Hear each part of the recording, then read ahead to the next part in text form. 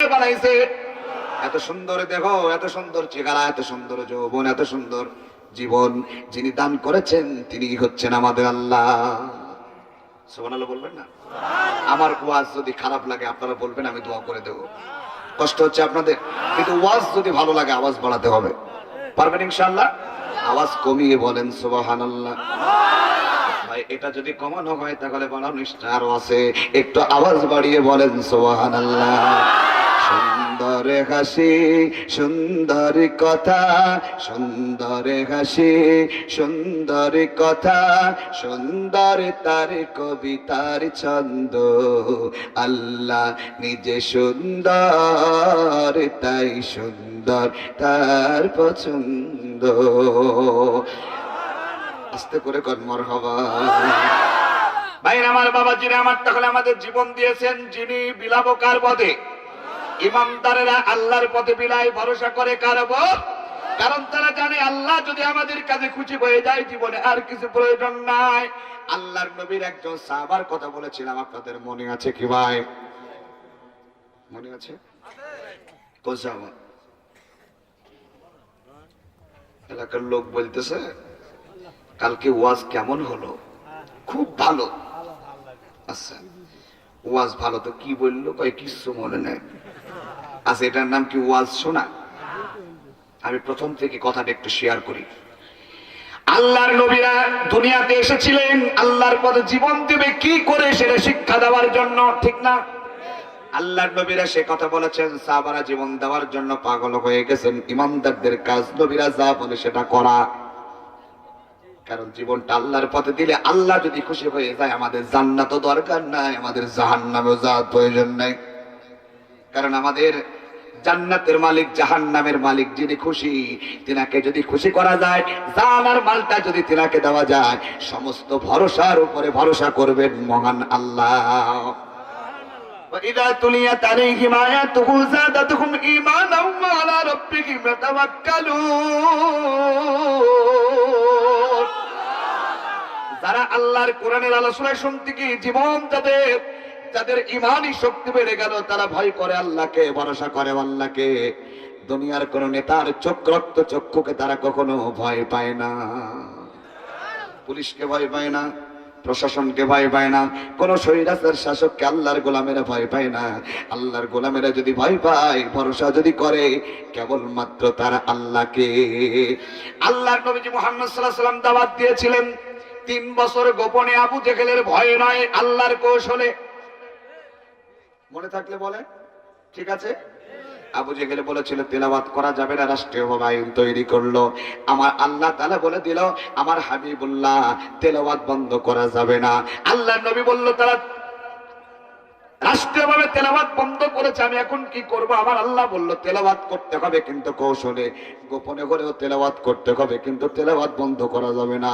সরকার তোমাকে ভয় দেখাবে আর তুমি তেলাওয়াত বন্ধ করে দল পরিবর্তন করবা, তা হবে না।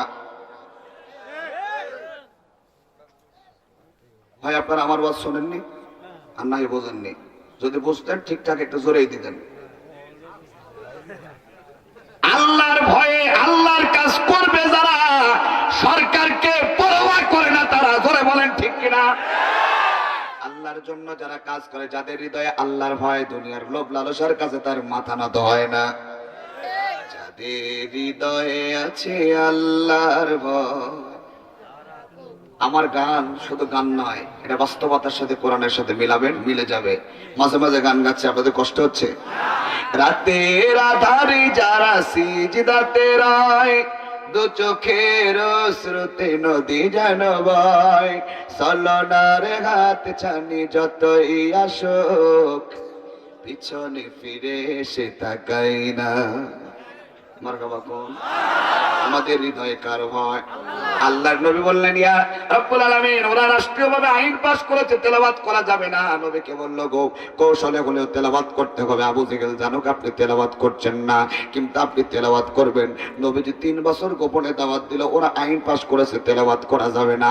আল্লাহর গোলাম গোপনে 3 বছর, আল্লাহর নবীজি 3 বছর গোপনে দাওয়াতে নবীজির কাছে মুসলমান হলো কতজন?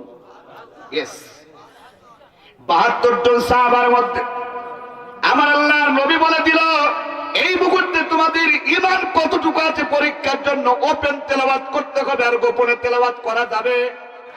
যেহেতু তোমার জান এবং মাল আল্লাহ নিয়ে নিয়েছে, এখন আল্লাহর জন্য জীবনটা বিলাতে হবে, এখন তেলাওয়াত করতে হবে। আবু জেহেল যতই আইন পাশ করুক না কেন, সরকার আপনাকে বলতেছে তেলাওয়াত করা যাবে না, আল্লাহ বলতেছে তেলাওয়াত বন্ধ করা যাবে না, আপনি কোন পথে যাবেন? কিন্তু পুলিশ এসে যখন এখানে 100% জারি করবে, কেউ আসতে পারবে না। তখন আল্লাহ রাব্বুল আলামিন বলেছেন কৌশল করতে হবে, গোপনে হলে তেলাওয়াত করতে হবে। ওই পুলিশের ভয়ে, প্রশাসনের ভয়ে, দলের ভয়ে, নেতাদের ভয়ে কখনো কোরআনে কারীম তেলাওয়াত বন্ধ করা যাবে না। ওরা প্রকাশ্যে তেলাওয়াত করতে দিচ্ছে না, আপনি গোপনে তেলাওয়াত করবেন, তাও তেলাওয়াত করবেন, কিন্তু তেলাওয়াত বন্ধ করা যাবে না। 15-16 বছর কোরআনে কারীমের তেলাওয়াত করতে গেলে এই বাধা এই বাংলাদেশে হয়েছে, সরকার ঠিক কিনা? যারা এই কোরআনের তাফসীর করেছে তাদের নামে মামলা। ওরা চিন্তা করছে এইভাবে যদি হুজুরেরা দাওয়াত দেয় আমাদের দলে লোক থাকবে না, এই জন্য হুজুরদের কণ্ঠ কিভাবে বন্ধ করা যায় সে পরিকল্পনা করেছিল। আমাদের কলিজার টুকরা আল্লামা সাঈদীকে তারা জীবন তারা কৌশলে তার জীবনটা কেড়ে নিয়েছে। 13টি বছর কারাগারে ছিল, তার জীবনটা আল্লাহ রাস্তায় বিলিয়ে দিয়েছে। দেশের জন্য, কোরআনের জন্য জীবন দিয়েছে, দেশ ছেড়ে যায় নাই। আর আসতে বলেন ঠিক? শুধুমাত্র যারা চোর চুরি করে বেড়ায় ওদের ঠিকানা কখনো এলাকায় হয় না, ভয়ে দেশ ছেড়ে পালিয়ে যেতে হয়। কিন্তু চোরের বাচ্চা চোরেরা দেশ ছেড়ে পালিয়েছে, আলেমেরা জীবন দিয়েছে দেশের জন্য, কোরআনের জন্য। আল্লাহর গোলামেরা ইসলামী আন্দোলন করার কারণে তারা জীবন দিয়েছে, কিন্তু দেশ ছেড়ে পালিয়ে যায় না। স্বৈরাচারের বাচ্চারা বাংলার জমিনে টিকতে পারে না, চলে বলে ঠিক হবে। আল্লাহর গোলামেরা কখনো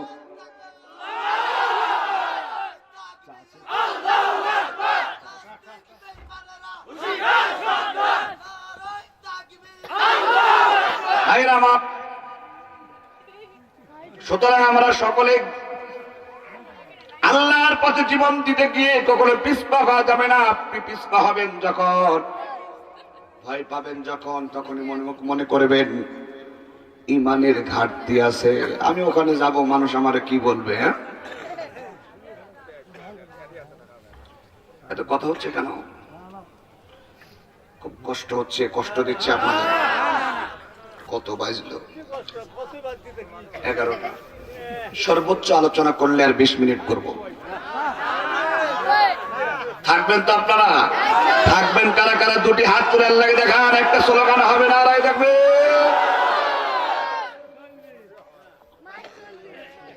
পালাবো না, তাই তো? চলবে, পালাবো না। দেখবো পালাই কারা কারা, পালাই যারা তারা তা ওই অবস্থায়। স্যারের কাছ থেকে ওই যে আমি বললাম, মাঝে মাঝে কথাটা বলার চেষ্টা করি, কিছু কিছু ছাত্র আছে স্যারের কাছে গিয়ে বলে স্যার ছুটি দেন, নাহি বাড়ি গেলাম। আরে আশ্চর্য বাবা, স্যারের কাছে যাবে অনুমতি নেওয়ার জন্য, স্যার ছুটি দেন, যদি দিতেন তাহলে বাড়ি যেতাম। কিন্তু এমন ছাত্র স্যারের কাছে গিয়ে বলে স্যার ছুটি দেন, নাহি বাড়ি গেলাম। স্যার চিন্তা করছে ছুটি না দিলেও বাড়ি যাবে, তো জিজ্ঞেস করছে কিসে পড়িস? কয় স্যার ক্লাস 5-এ পড়ি। রোল নাম্বার কত? কয় রোল নাম্বার 82। ছাত্র ছাত্রী কয় 82 জন। সোজা বাড়ি যা। ওর জীবনের লক্ষ্য উদ্দেশ্য কিছু আছে, আপনি অনুমতি নিয়ে যাচ্ছেন, এখান থেকে চলে যাচ্ছেন, এটা একটা ক্লাস। ভাইরা আমার, আমাদের জীবনটা আল্লাহ দিয়েছেন, সুতরাং আল্লাহর পথে জীবন দিতে গিয়ে কোনো পিছপা হওয়া যাবে। নবীজি আমার গোপনে দাওয়াত দিলেন, 72 জন মুসলমান পেলেন। কত বছরে? জোরে বলেন, কত বছর লেগেছে? ভাই চুপ করে বসে থাকতেন, আমার নবী যদি চুপ করে বসে থাকতেন, 40 বছর চুপ করে বসেছিলেন, কোরআনের দাওয়াত দেয়নি। 40 বছর আসার সাথে সাথে আল্লাহ নবীজির কাছে একে একে আয়াতগুলো যখন নাজিল হয়, নবীজি আবার আপন সাহাবাদেরকে 3 বছর দাওয়াত দেওয়ার পর এবার ঘোষণা দিলেন, এই মুহূর্তে আর বসে থাকা যাবে না। 72 জন মুসলমান তোমার জীবন দিয়েছে আল্লাহ, যেহেতু তোমরা ইমানদার, এখন আর এখানে বসে থাকা যাবে না, ওপেন তেলাওয়াত করতে হবে। 72 জন মুসলমানের মধ্যে সবচাইতে যুবক সাহাবা, ছোট্ট সাহাবা নাম হচ্ছে ডাক্তার আব্দুল্লাহ ইবনে মাসউদ। আর যেন ভুল না হয়, আর যেন ভুল না হয়, ভুল হবে। সাহাবার নাম কি? আব্দুল্লাহ। নাম কি? আব্দুল্লাহ ইবনে মাসউদ রাদিয়াল্লাহু তাআলা আনহু। পিছন থেকে হাত তুলেছেন, ইয়া রাসূলুল্লাহ আপনি অনুমতি দিলে আমি তেলাওয়াত করব। নবীজি বলল, না তুমি পারবে না, হাত নামাও। আল্লাহ নবীর সাহাবা আবার হাত তুললেন, আবার হাত নামিয়ে দিলেন, আবার হাত তুললেন, আবার হাত নামিয়ে দিলেন। চতুর্থবার নবীজি বললেন, কে তেলাওয়াত করবা? সবার আগে আবার ওই সাহাবা হাত তুলে নবীর সামনে চলে এসেছে। ইয়া রাসূলুল্লাহ আপনার মুখে শুনেছি আল্লাহর পথে যারা জীবন দেয় তারা কখনো মরে না, তারা শহীদ হয়ে যায়। আর জীবনটা যেহেতু আল্লাহ দিয়েছে, আল্লাহর পথে ব্যয় করতে আমাদের আপত্তি নাই। কিন্তু নবী মনে করছিল আমার সাহাবা ছোট্ট মানুষ, সে পারবে না। কিন্তু আল্লাহর নবীজি শেষে বুঝে ফেললেন, যারা ইমানের পথে থাকে, যারা মুমিন হয়ে যায়, তার এই কথা জেনেই যায় তার জান আর মালটা আল্লাহর পথে দিলে আল্লাহ তাদের দেবে জান্নাত। জান্নাতের নেশা যার ভিতরে, দুনিয়ার নেশা তার ভিতরে আর কাজ করে না। যারা জান্নাতের নেশা করে তারা জীবনটা আল্লাহ রাস্তায় বিলিয়ে দিতে কখনো দ্বিধাবোধ করে না। আল্লাহ আমারে দিয়েছে, এই জীবনটা আল্লাহর পথে দেব, কেন মানুষের জন্য আমি তাহলে দল করব?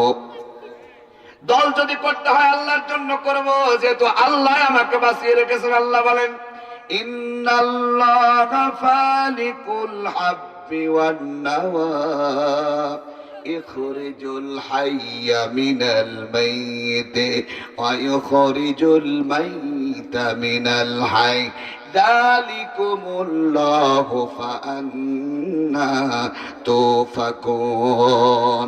আমার আল্লাহ তাআলা বলেন, ও বান্দা তুমি কেন জানো না আমি রব্বুল আলামিন আটি থেকে গাছ বের করে তোমাদের চোখের সামনে দেখো না? তোমরা দেখি কিনা? আটি থেকে ছোট্ট একটা ধান, আপনি জমিনে বীজ বপন করে আসলেন, ছোট্ট একটা ধানের গাছ থেকে একটা ধান বের হলো, কি করলেন? আপনার ক্ষমতা আছে? আপনার এত ক্ষমতা, তত ক্ষমতা, একটা গাছ বের করে দেখান দিক। আল্লাহ তাআলা বলেন, আমি রব্বুল আলামিন মৃতকে জীবিত বানাই, জীবিতকে মৃত বানাই। নমরুদ বলেছিল আমিও পারি। নমরুদ কি বলেছিল? ইব্রাহিম আলাইহিস সালাম বললেন, আপনি এটা কি বললেন?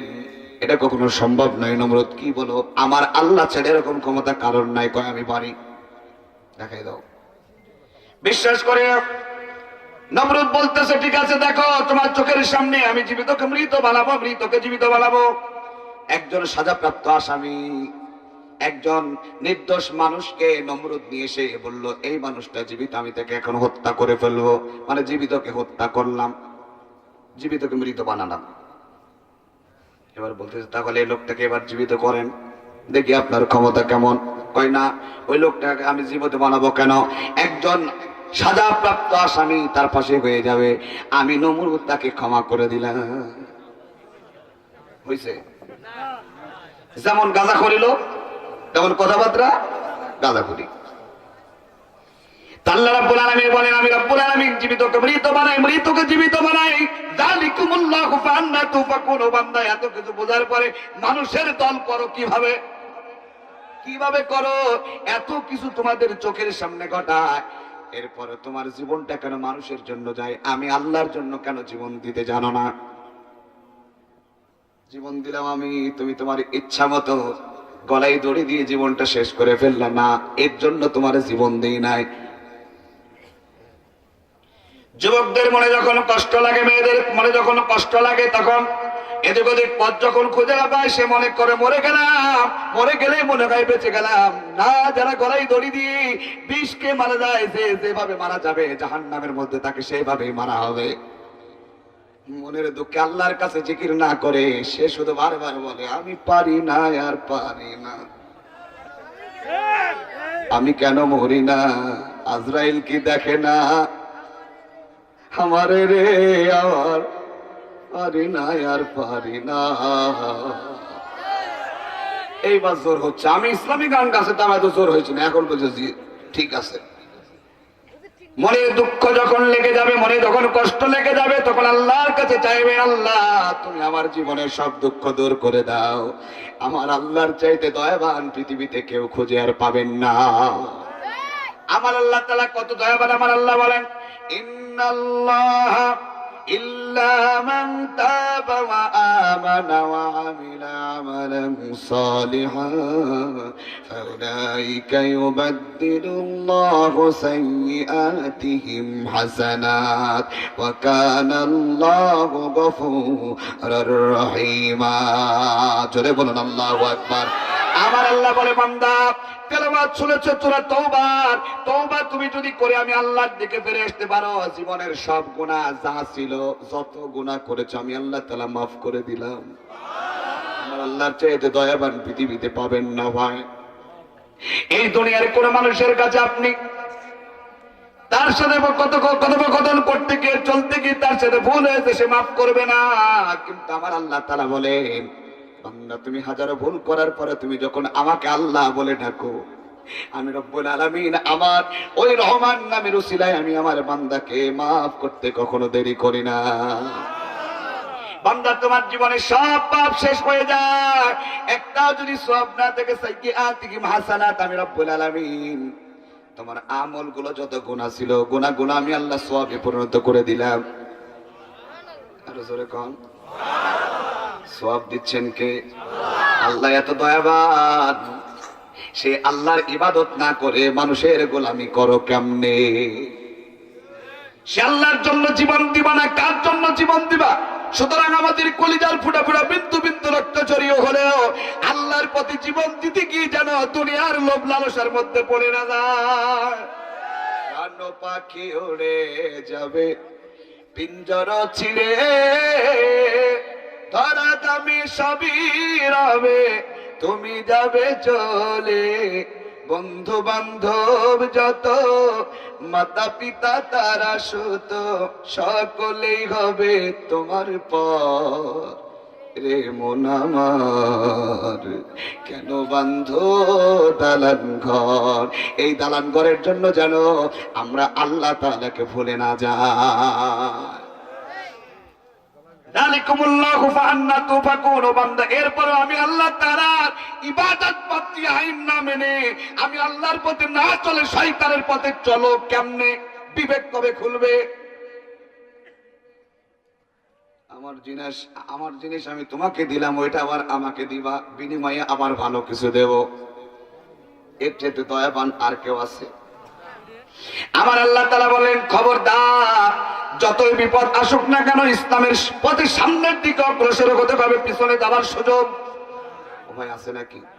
যারা বাধা দিচ্ছে, যারা কোরআনের মাহফিলে বাধা দিচ্ছে, আল্লাহর কথা বলতে গিয়ে বাধা দিচ্ছে, ওরাও মানুষ, ওরাও আল্লাহ বানাইছে, কিন্তু তাদের বিবেক আল্লাহর পথে নাই।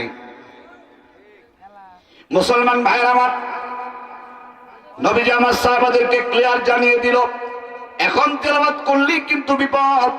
এমন তো অবস্থায় তুমি কি করবা? আল্লাহর নবী আব্দুল্লাহ ইবনে মাসউদকে বলল, কি করবা? সত্যি কি তুমি যেতে পারবা? তিনি বললেন, ইয়া রাসূলুল্লাহ, আপনার মুখে শুনেছি, সুতরাং আল্লাহ দিয়েছে জীবন, আল্লাহর পথে দেব, আমার কোনো সমস্যা নাই, বাঁচলে গাজী মরলে শহীদ। আল্লাহর পথে যারা জীবন দেয় তারা কি?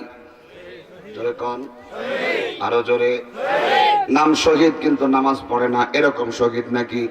আমার আল্লাহ তাআলা বলেন, ওয়ালা তাকুলু লিমান ইউকতালু ফি সাবিলিল্লাহি আমওয়াত বাল আহইয়াউ ওয়ালাকিন লা তাশউরুন।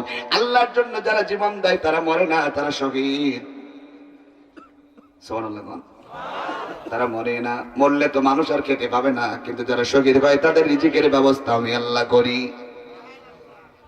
কোরআনের জন্য যারা জীবন দিল, দেশের জন্য যারা জীবন দিল, ওরা কোরআনকে প্রতিষ্ঠিত করার জন্য দিয়েছে। আল্লাহ আবু সাঈদ সহ, আল্লামা সাঈদী সহ যত আলেম, যত মানুষ বিদায় হয়েছে, আল্লাহ তুমি সবাইকে শহীদ হিসাবে কবুল করে নাও। আল্লামা সাঈদী তুমি মরনি, শহীদ হয়েছ তুমি এটাই জানি। বলেন আমিন। আরো জোরে কোন আমিন। আল্লামা সাঈদ, পারবেন আমার সাথে বলতে? বলা যাবে না গা? সাইদি সাহেবের নাম বলছে, আপনাদের রাগ হচ্ছে মনে হয়? দেশ যখন ক্ষমতায় ছিল না তখনও সাইদি সাহেবের নাম করেছি। আমি দেখেছি কেবলমাত্র জাউরার জানোয়ারের বাচ্চাগুলোই কেবলমাত্র সাইদি সাহেবের